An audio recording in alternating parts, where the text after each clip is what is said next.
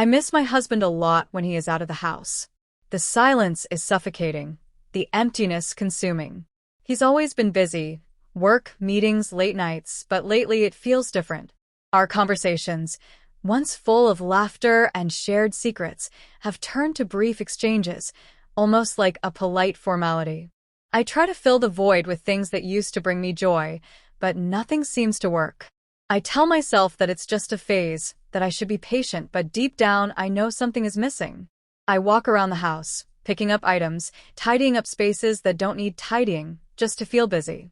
The moments when I sit still are the hardest. Those are the moments I can't escape from the loneliness.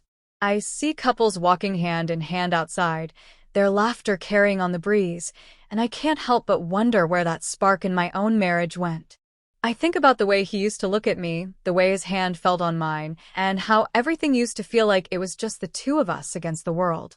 Now, it feels like we're strangers who just happen to share the same home. It's not that I don't love him anymore. I do, in a way, but it's a distant, faint love, like the memory of a dream that slips away as soon as you wake up. I've tried to talk to him, tried to get his attention, but he's always too tired, too distracted, too distant. I know he loves me in his own way, but I can't help feeling like he's lost something along the way. One afternoon, I found myself walking to the zoo, something I hadn't done in years. It wasn't a planned visit, not at all. I just needed to get out of the house, away from the silence. I had no intention of doing anything other than walking around aimlessly, but I found myself drawn to the elephant exhibit. It wasn't just a passing glance. It was something deeper. There was something about the way the elephant moved, so calm and steady, its large eyes searching the crowd. It felt as though it could understand me. I don't know why I felt this connection, but I did. It wasn't something I was proud of, this strange affinity for an animal. But the elephant stood there, so unaffected by the world around it, and somehow, that brought me comfort. I watched it for what felt like hours, its steady breath and gentle movements making me feel something I hadn't felt in a long time. Peace. It didn't demand anything from me. It didn't need anything but my presence, and in that moment, I realized that I hadn't felt that kind of peace in my marriage for a long time. I left the zoo that day feeling strange, almost guilty, but also strangely free. The elephant, in its silent way, had provided me with something I hadn't even known I was looking for. I started returning to the zoo every few days just to be near the elephant. I didn't tell anyone, not even my husband. It felt wrong, almost like I was betraying him, but the elephant didn't ask questions. It just was. And in a world where nothing felt certain anymore, that was enough. I'd sit there, watching it for hours, my thoughts drifting. Sometimes I'd talk to it, sharing my frustrations and fears, even though I knew it couldn't respond. But there was comfort in just speaking my mind, and for once, I wasn't interrupted. I wasn't dismissed. There was no expectation, no judgment. The elephant was just there, patiently listening, and for the first time in a long time, I didn't feel so alone. But I knew this connection, this bond, wasn't normal. I knew it wasn't something I should seek. I tried to push it aside, telling myself that I was just lonely, that it was just an animal. But the truth was harder to ignore. When my husband came home after a long day, I felt resentful. He'd be tired, preoccupied, and we'd fall into our usual routine of passing each other by, neither one of us truly connecting. It was then that I realized how much I missed the way I felt when I was with the elephant. There, I was seen, truly seen. Not as a wife, not as a housekeeper, but as a person, with thoughts, with feelings. I started to question what I was doing. Was this infidelity? Was it wrong to feel more connected to an animal than to my husband? I couldn't even answer my own questions, but one thing became clear. I needed something. And the elephant, in its simple, quiet way, was giving me that something that my marriage no longer could. I didn't know how to explain this, even to myself, but it was the truth. And truth, no matter how uncomfortable, has a way of finding its way to the surface. The visits to the zoo became more frequent. Each time, I felt a little less like myself, and a little more like someone I didn't recognize. I began to look forward to the days when I could escape to the elephant, to the calm it brought me. It wasn't just the elephant's presence that soothed me. It was the way I felt when I was there, unseen, but not in a lonely way. It was the freedom of being alone without the weight of expectations. I couldn't explain it, but there was something deeply comforting about the elephant. It wasn't the loud, boisterous kind of love that my husband and I once shared. It was a quiet understanding, a steady warmth that wrapped around me like a blanket. The elephant didn't need anything from me. It didn't need my attention, my affection, my love. It simply existed, and for the first time in a long while, I didn't feel like I had to be anyone else but myself. I would sit there for hours, just watching it. The way its trunk moved, the way it gently swayed from side to side, lost in its own world. There was a softness in its movements that matched the quiet ache in my heart. I would talk to it, sometimes out loud, other times in my mind, telling it things I couldn't bring myself to say to anyone else. I told it about my husband, how he had become a shadow of the man I once knew, how he no longer looked at me the way he used to, how every conversation felt more like a transaction than a connection, and how I missed feeling loved, truly loved, the way we had once been. I told the elephant about the nights I spent alone, staring at the ceiling, wondering if my marriage could survive the distance that had grown between us. The elephant didn't respond, of course, but I didn't expect it to. What mattered was that I could say these things. I could release the thoughts that had been building inside of me without fear of judgment. It felt like a confession, like I was unloading the weight I had carried in silence for so long. But the more I came to the zoo, the more my attachment grew. It started to feel like something more than just a comforting escape. It was becoming a need, something I couldn't ignore. I found myself planning my days around the times I could be there, the times when I could sit in front of the elephant and let everything go. My connection with it was becoming an anchor, a place where I could feel something real, something genuine. I knew it wasn't healthy. I knew it wasn't normal. But it was the only place I felt at peace. I started to recognize a part of myself I had long neglected, the part of me that craved attention, affection, and validation.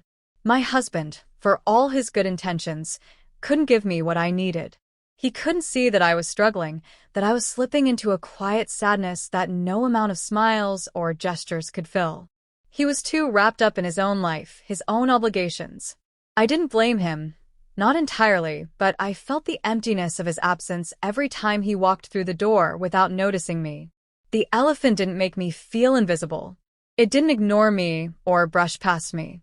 The tension at home had been building for weeks. My husband started noticing the subtle shifts in my behavior. I wasn't myself, not like I used to be. I was distant, lost in my thoughts, spending more and more time away from him, retreating into the world I had created at the zoo. He asked me why I had been going there so often, but I didn't know how to explain it. How could I? How could I tell him that the only place where I felt seen, where I felt truly understood, was in the presence of an elephant? One evening, he confronted me, his voice strained with frustration. "Where are you going all the time? What's happening with you?" he asked, the concern in his tone mixed with irritation. I knew he was genuinely worried, but there was something about his words that made me feel even more distant. It was like he was speaking to me from a place of confusion, as though he didn't really understand me anymore. And maybe he didn't.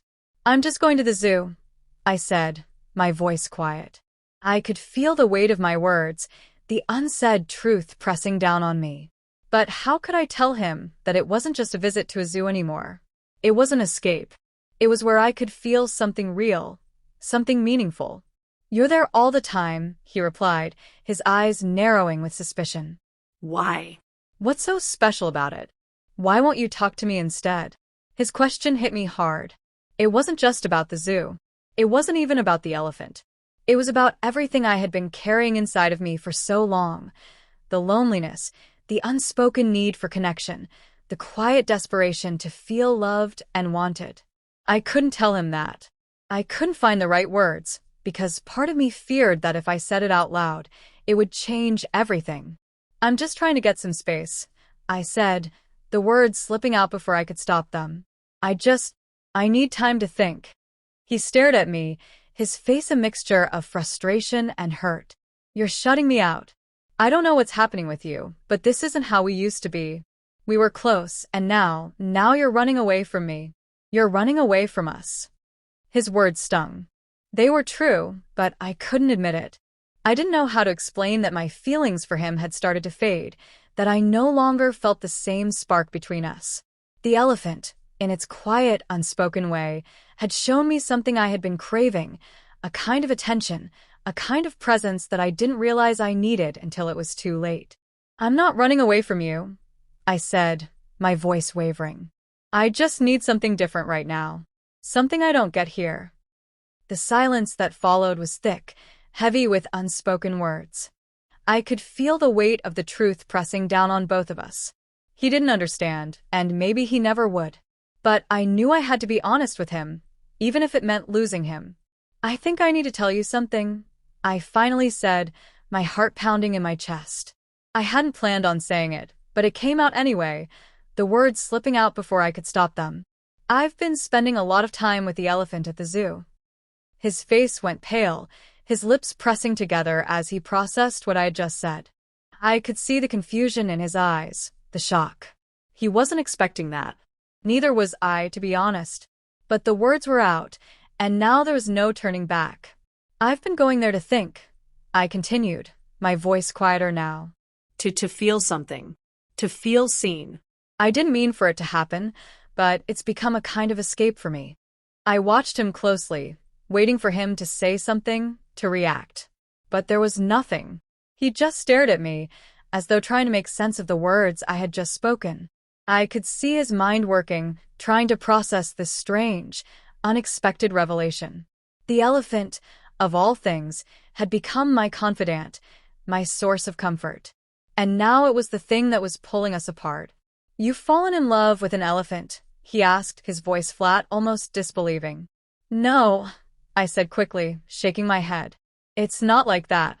I'm not in love with it. It's just been a place where I could feel something real. Something I've been missing." He didn't respond at first.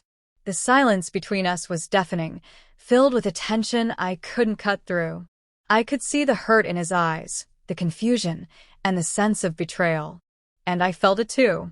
I had betrayed him, in a way. Not physically, but emotionally.